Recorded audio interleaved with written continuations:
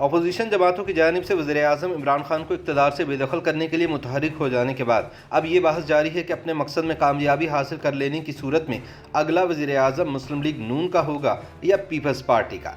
इस मौजू पर इजहार ख्याल करते हुए सीनियर सहाफ़ी हामिद मीर का कहना है कि अगर इमरान खान के खिलाफ हिज़्ब इख्तिलाफ की तहरीक अदम एतमाद कामयाब होती है तो अगला वज़ीर-ए-आज़म पीपल्स पार्टी से होगा। ताहम समा टीवी से वाबस्ता senior anchor person Nadeem Malik की राय मुख्तलिफ है और उनके ख्याल में ये ओहदा अपोजिशन लीडर शहबाज शरीफ को दिया जाएगा, जो कि तहरीक इंसाफ के बाद कौमी असम्बली की दूसरी बड़ी जमात मुस्लिम लीग नून के सरबरा भी हैं। चैनल 24 पर नसीम जहरा के प्रोग्राम में गुफ्तगू करते हुए हामिद मीर का कहना था कि मुस्लिम लीग नून आसिफ जरदारी के साथ मुलाकात में इस बात पर इत्तफाक कर चुकी है कि अगला वज़ीर-ए-आज़म पीपल्स पार्टी से लाया जाएगा।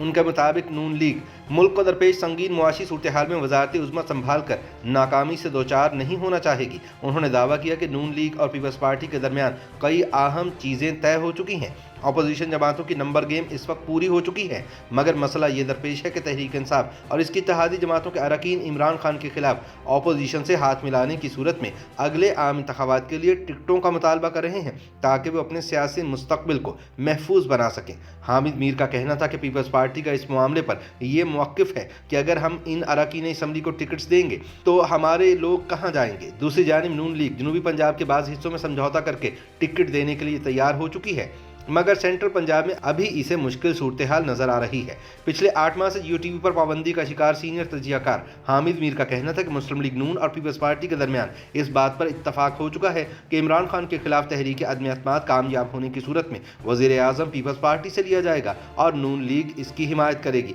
मगर इस मामले पर आसिफ जरदारी ने अपनी जमात से मुशावरत के बाद हतमी फैसला करने का कहा है। उनका कहना है कि वो अकेले इतना अहम फैसला नहीं कर सकते क्योंकि इसके नताइज भी आएंगे।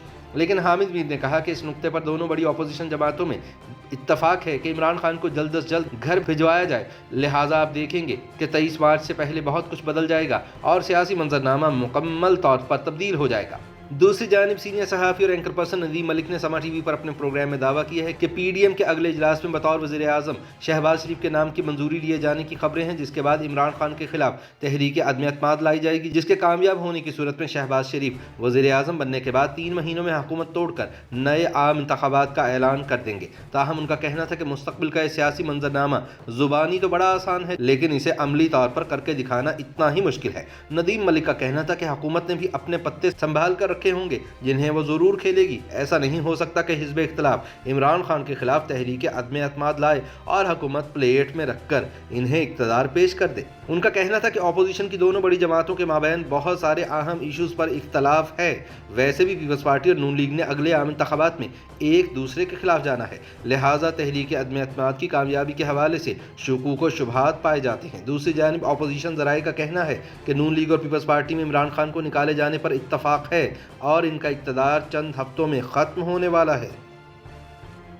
YouTube पर गूगली न्यूज देखने के लिए youtube.com की सर्च बार में गूगली न्यूज टीवी टाइप करें। गूगली न्यूज के पेज पर सुर्ख रंग के सब्सक्रिप्शन वाले बटन पर क्लिक करना ना भूलिए। YouTube पेज पर अपलोड होने वाली वीडियोस से बाखबर रहने के लिए बेल आइकन पर क्लिक कीजिए। आपको हर नई वीडियो के बारे में नोटिफिकेशन मौसूल हो जाएगा।